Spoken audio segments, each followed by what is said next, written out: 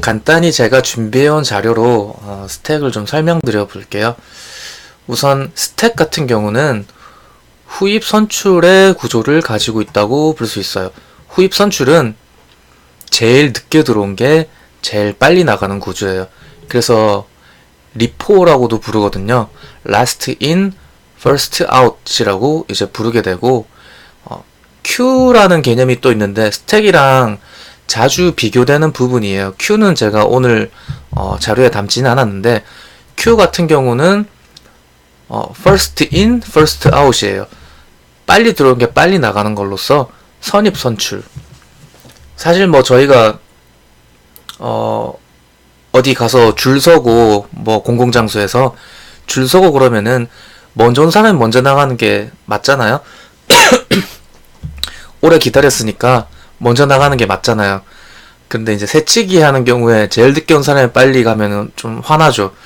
근데 스택 같은 경우에는 제일 늦게 온 게 제일 먼저 나간다고 보면 돼요.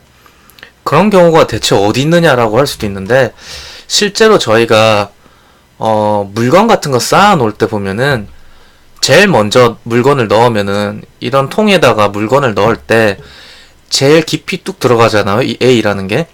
그 다음 물건 넣으면 그 A 위에 B가 올라가는데 A를 덮으면서 이렇게 올라간다는 거죠. 차곡차곡 쌓여서 올라가다 보니까 밑에 거 더 꺼낼 수가 없죠.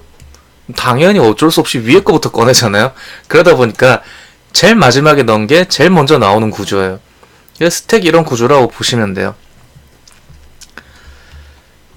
네네, 소스 다음번에 올려주세요. 그러면 그래서 그런 구조인데, 그 구조에서 데이터를 자유롭게 넣고 또 데이터를 빼내고 하는 기능을 오늘 구현을 해볼 거예요.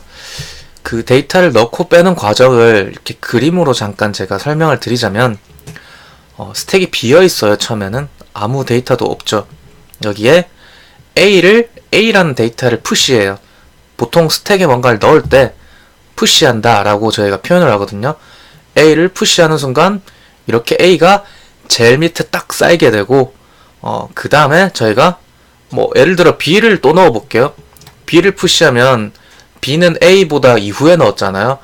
그 위에 이렇게 딱 들어가요. A 위에 들어가죠, B가. 그 다음에 또 C를 푸시하면은 B 위에 올라가요. 이런 구조가 되죠. A를 제일 먼저 넣었는데 제일 밑에 쌓이고 있는 거죠. 그리고 데이터를 빼낼 때 팝을 한다고 해요.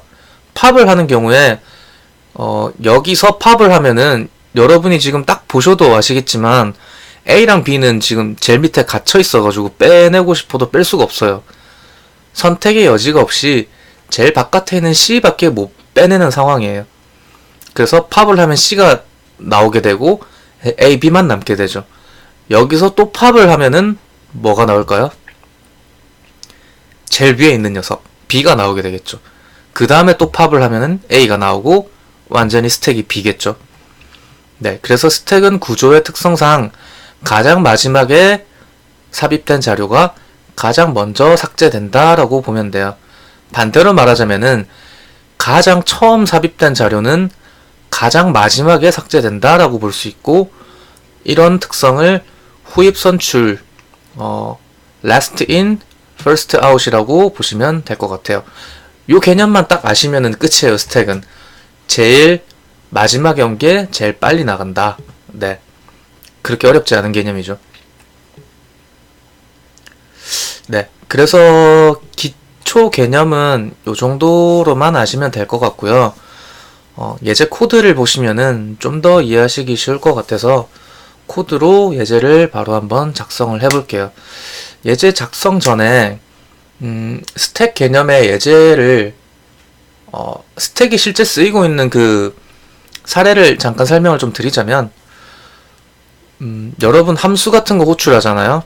함수를 호출하면은 메인 함수에서 뭐 A라는 함수 호출하죠.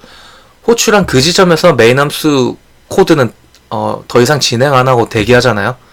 대기하고 있다가 A라는 함수 끝나고 나면 다시 그 지점 돌아와서 실행하죠. 그것도 시스템상에서 함수 호출할 때 스택 개념으로 이렇게 들어가는 거예요.